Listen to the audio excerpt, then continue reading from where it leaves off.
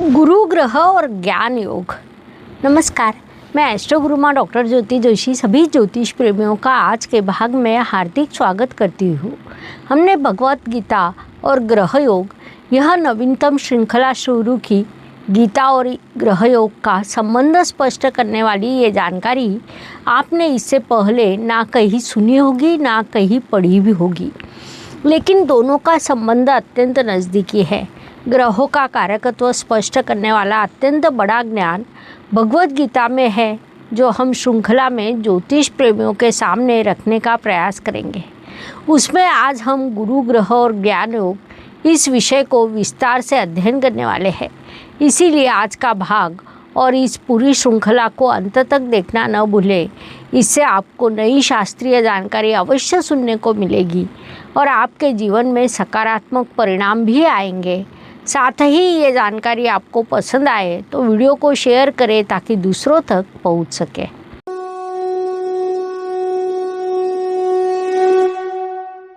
नवग्रहों में गुरु ग्रह के संदर्भ में आप सभी को पता होगा, ज्योतिष को गुरु का सबसे अधिक शुभ ग्रह माना गया है।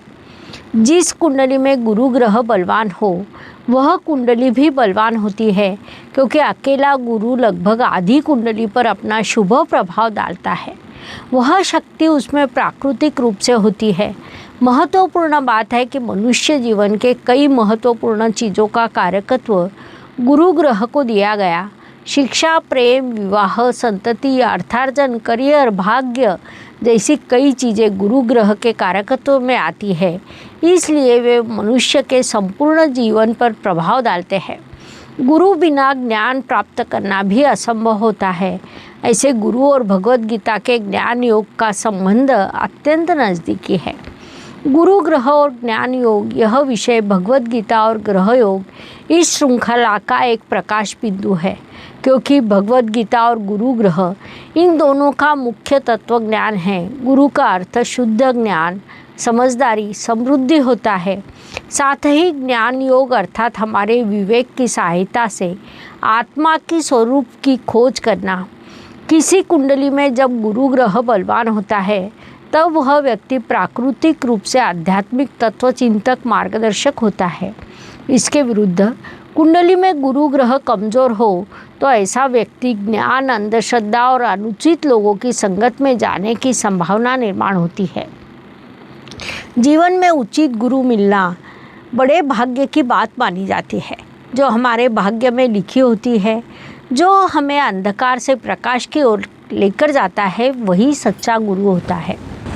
भगवत गीता का 4th अध्याय पूर्ण रूप से ज्ञान योग पर ही आधारित है। कुंडली के 4th स्थान से वास्तु, वाहन, मातृ सौख्य यह चीज़ें देखी जाती है। महत्वपूर्ण बात है कि हमारी माता हमारी प्रथम मार्गदर्शक होती है। हमारे जीवन की वह प्रथम गुरु भी होती है। हमें ज्ञान देने वाली, हम पर संस्कार करने वाली होती है। तो गीता का 4th अध्याय भी हमें ज्ञान देता है। आपके जीवन का कोई भी प्रश्न हो उसका उत्तर गुरु के पास होता है, क्योंकि गुरु केवल एक व्यक्ति नहीं बल्कि गुरु आत्मज्ञान की ओर लेकर जाने वाली दिशा होती है। भगवान श्री कृष्ण कहते हैं कि ज्ञान प्राप्त करने के लिए गुरु के पास जाए, सेवा भाव से, नम्रता से उन्हें प्रश्न पूछे, वे आपको उचित ज्ञान अवश्य देंगे। गुरु अर्थात गुरु की कृपा दृष्टि और गीता अर्थात उस कृपा दृष्टि का तत्वज्ञान है। अब प्रश्न ऐसा होता है कि ज्ञान योग क्या है? तो ज्ञान योग अर्थात मैं शरीर नहीं, मैं मन भी नहीं, मैं केवल और केवल आत्मा हूँ। शुद्ध, शांत, ऐसा मैं एक आत्मा हूँ।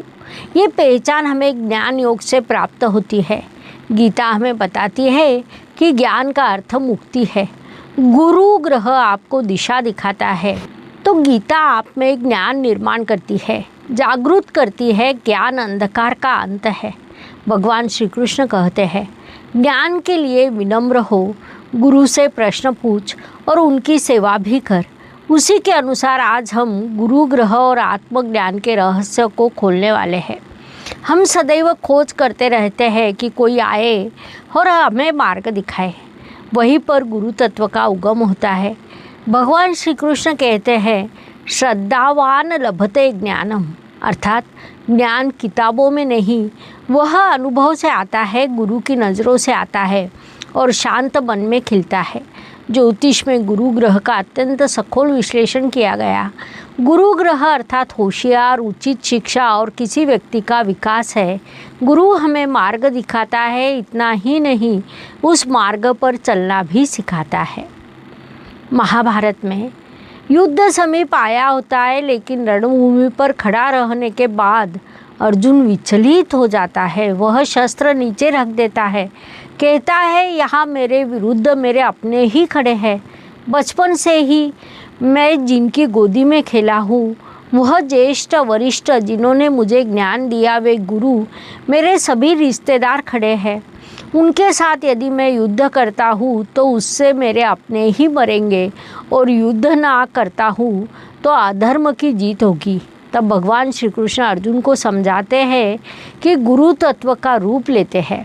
वे अर्जुन को समझाते हैं, स्वधर्म निधनम श्रेयम परधर्मो भयावह। उससे अर्जुन को दिशा मिलती है।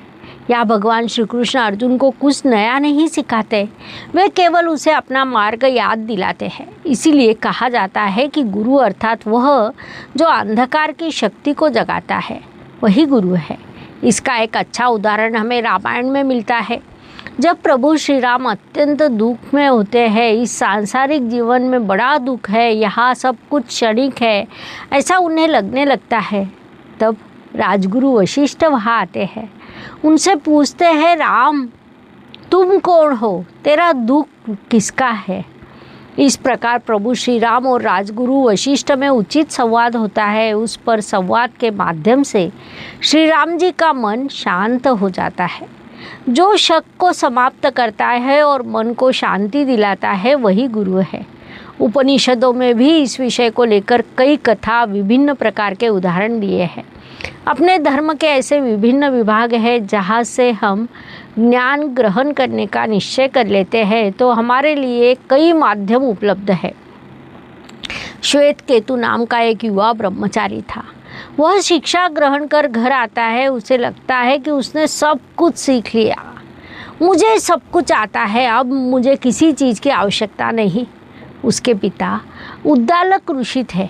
अपने लड़के के इस आविर्भाव को देखकर वे उससे पूछते हैं, बेटा क्या तूने ज्ञान को ग्रहण किया कि जिससे सब कुछ पता चलता है? ये सुनकर श्वेत केतु चुप हो जाता है। उसे सत्य का पता चलता है कि उसके पास भले ही किताबों का ज्ञान हो, लेकिन आत्मज्ञान के लिए शिष्यत्व चाहिए, मन में आचरण में नम्रता चाहिए। वहाँ से श्वेत केतु और ऋषि उद्दालक, इन पिता पुत्रों में संवाद शुरू होता है। साथ ही वह अपने पिता को ही गुरु मानकर उनका शिष्य बनता है। इस संवाद का मुख्य स्वरूप तत्वमसि है। आज हर व्यक्ति गूगल पर गुरु की खोज करता है। वास्तव में हमने गूगल को ही गुरु बना लिया है। गूगल जो कहेगा उसे सत्य मानकर, उसे ही उचित ज्ञान मानकर उस अनुसार बर्ताव करने का हर कोई प्रयास कर रहा है। गीता कहती है कि श्रद्धा नम्रता के साथ जब आपके अंदर पूरे मन से सीखने की तैयारी होती है, तब गुरु आपके पास आता है। ज्योतिष कहता है कि गुरु का प्रभाव हो तो आपको उचित शिक्षण, उचित सलाह और उचित अवसर प्राप्त होते हैं, लेकिन उतनी श्रद्धा होनी चाहिए। गुरु अर्थात एक व्यक्ति नहीं, वह अनुभव, प्रश्न और उस प्रश्न के पीछे उत्तर खोजने वाली व्यक्ति होती है। श्रद्धावान लभे ज्ञानम, ये श्लोक केवल गीता का नहीं बल्कि हर किसी के जीवन में बदलाव की शुरुआत है। इसीलिए हर व्यक्ति ने श्रद्धा रखनी चाहिए, अपने गुरुओं के प्रति आदर रखना चाहिए। हमें मार्गदर्शन करने के लिए गुरु हमारे आसपास होता है, इस पर विश्वास रखें। इस प्रकार गुरु ग्रह और भगवद गीता का ज्ञान योग, यह विषय स्पष्ट करने के लिए इतनी जानकारी पर्याप्त है। हम यही रुकेंगे। आपके जीवन में भी आदर्श गुरु हो, समय समय पर उनसे आपको उचित ज्ञान मिला हो, जिससे आपके जीवन को नई दिशा मिली है, तो वैसा कमेंट बॉक्स में लिखकर हम तक पहुंचाएं। ये शास्त्रीय जानकारी के संदर्भ में आपके विचार कमेंट बॉक्स में लिखें। ये जानकारी अच्छी लगी हो तो वीडियो को अधिक से अधिक शेयर करें। हमारे धर्म का यह अमोघ ज्ञान सभी तक पहुंचाने में हमारी मदद करें। धन्यवाद। शुभम भवतु। जय ज्योतिष। ज्योतिष का अध्ययन तथा शास्त्र की शास्त्रीय तरीके से पढ़ाई करने के लिए मेरी 2 किताबें प्रकाशित हो चुकी है, उनका अवश्य लाभ लीजिए। Please like, share and subscribe the channel. और हाँ, बेल आइकॉन दबाना ना भूलें। धन्यवाद।